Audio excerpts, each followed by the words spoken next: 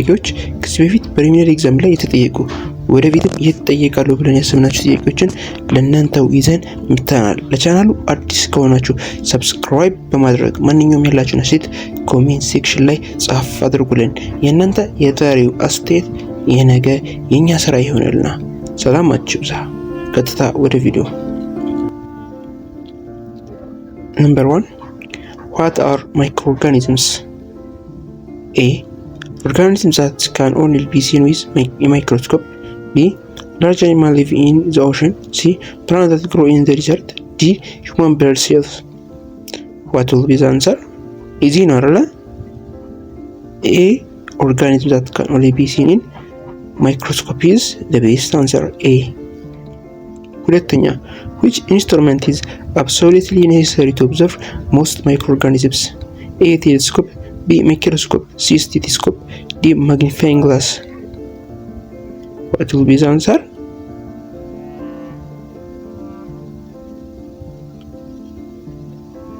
Magnifying glass or microscope or የትኛው ነው መልሱ?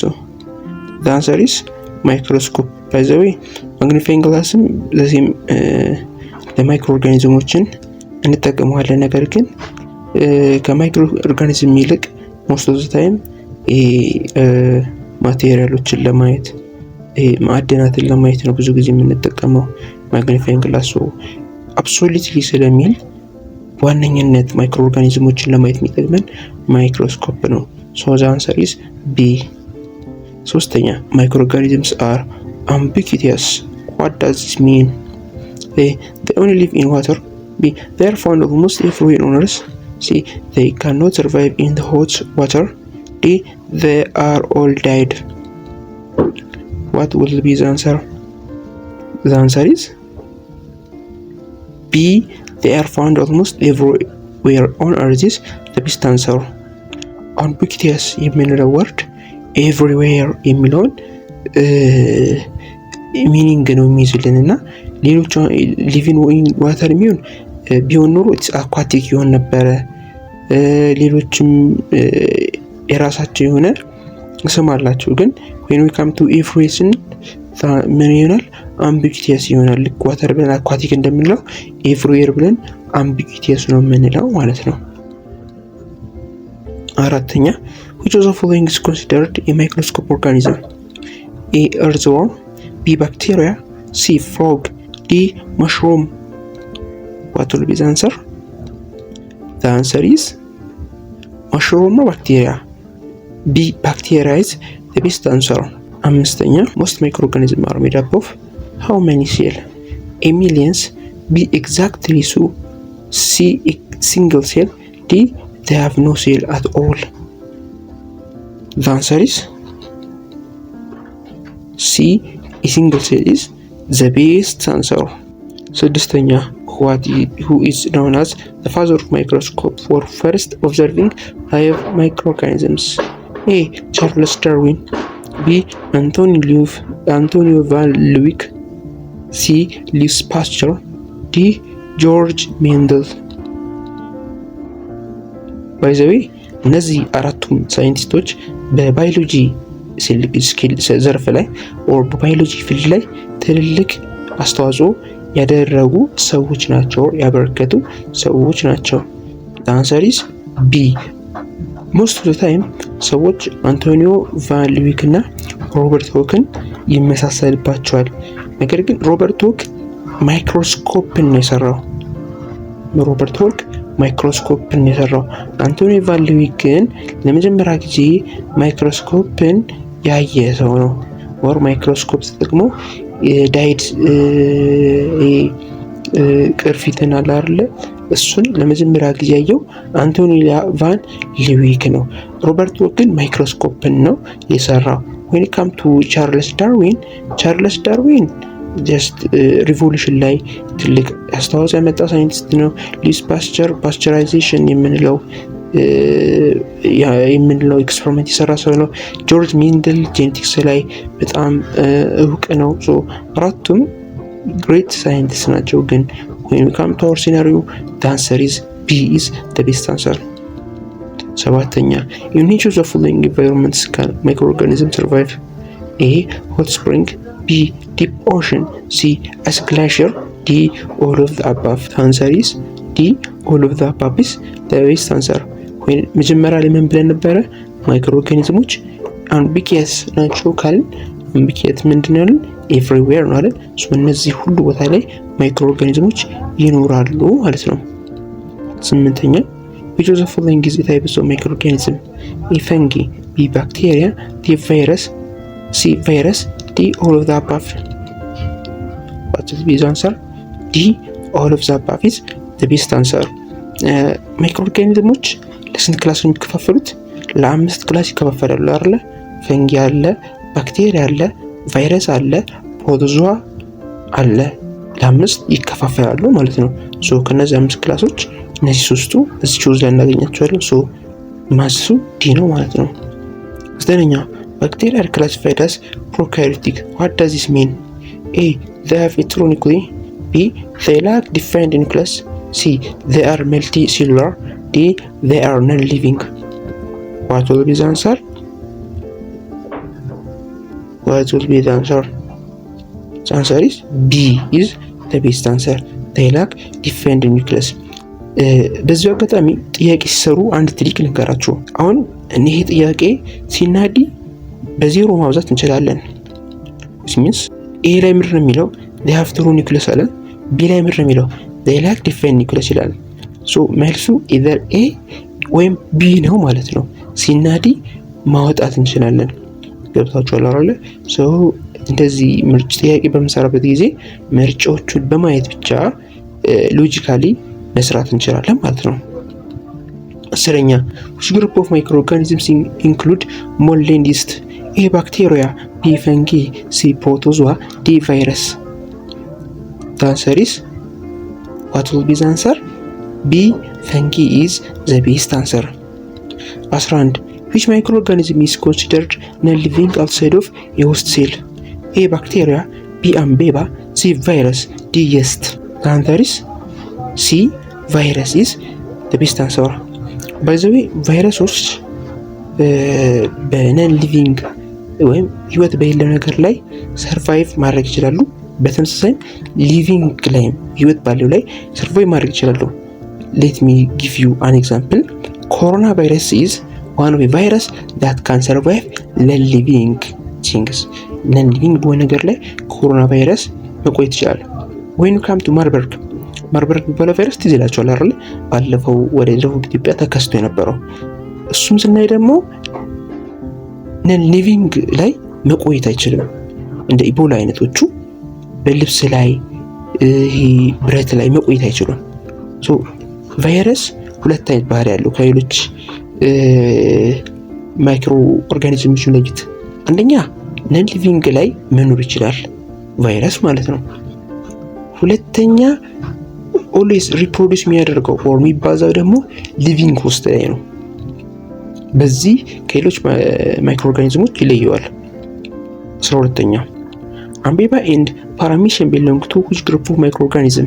A. bacteria, B. protozoa, C. fungi, D. virus. The answer is B. protozoa is the best answer. 13 which of these microorganisms can perform photosynthesis like plants?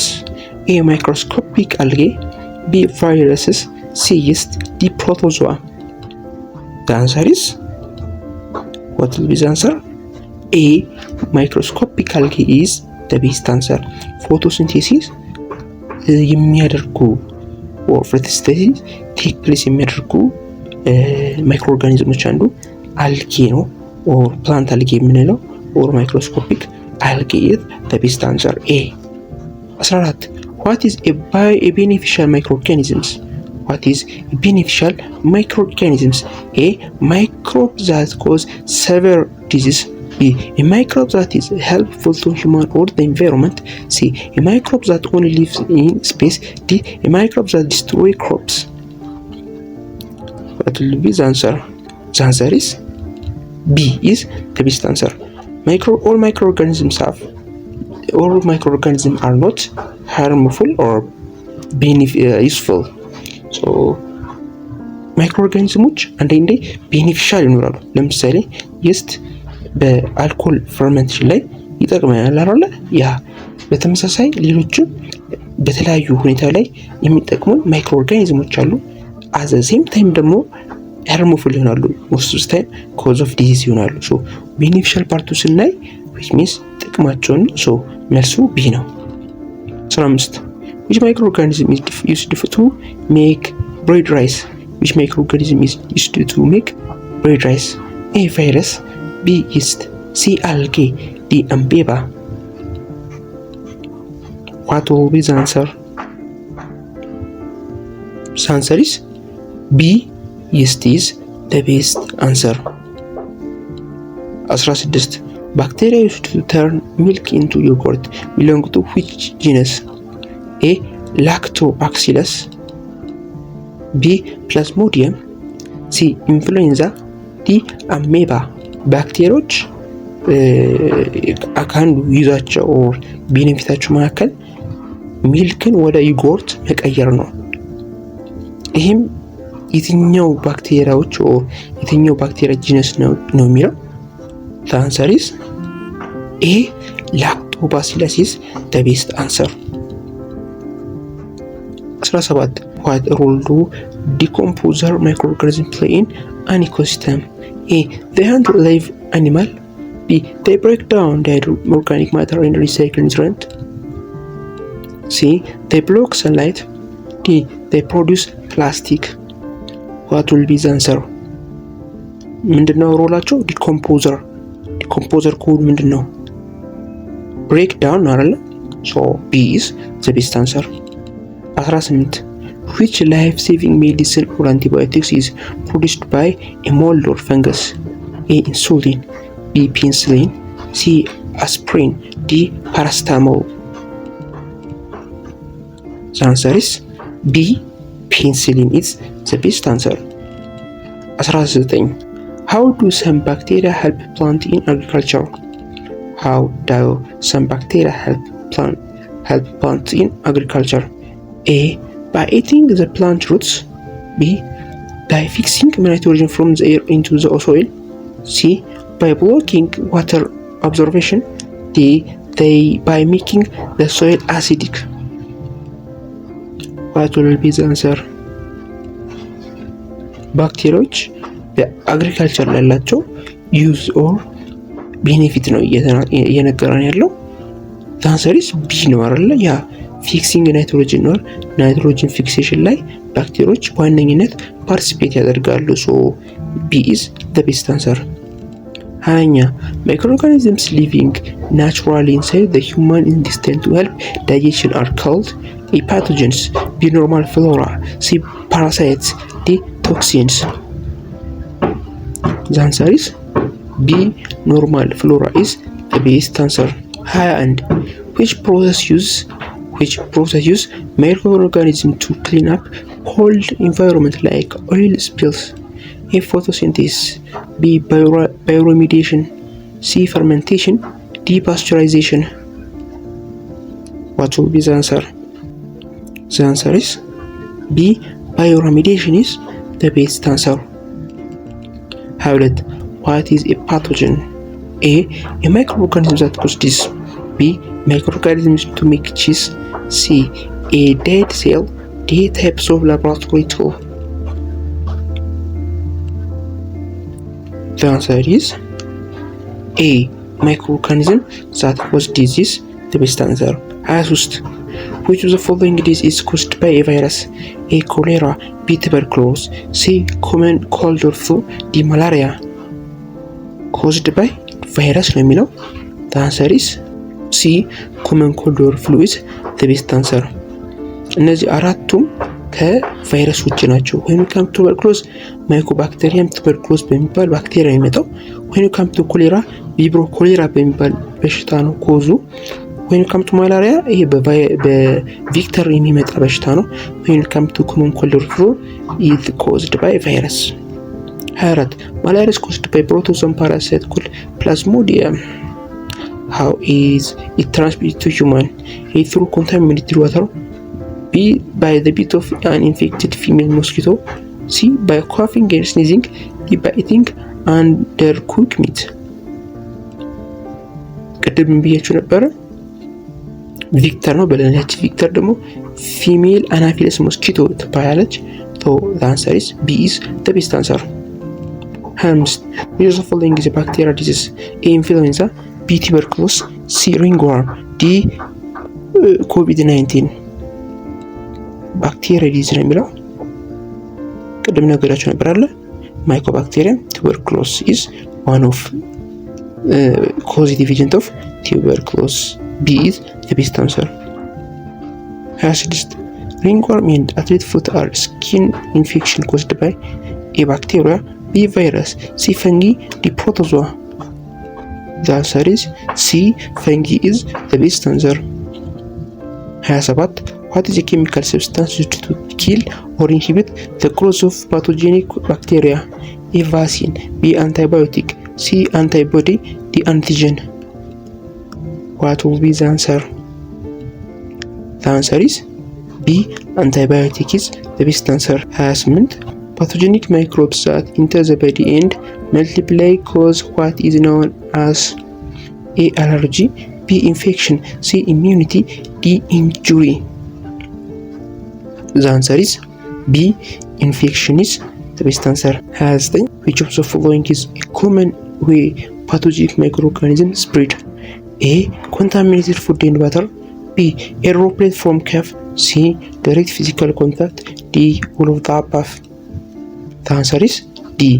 እነዚህ ከላይ የጠቀስናቸው አራቱም ዌዎቹ ናቸው፣ ትራንስሚሽን ዌዎቹ ናቸው፣ ፓቶጀን ኦርጋኒዝም ኦር ኮንታሚኔሽን ዌዎቹ ናቸው ማለት ነው። 30ኛ What is the primary purpose of vaccine? A. to cure a disease after you get sick, B. to stimulate the immune system to prevent future infection, C. to kill bacteria in drinking water, D. to digest food in the stomach.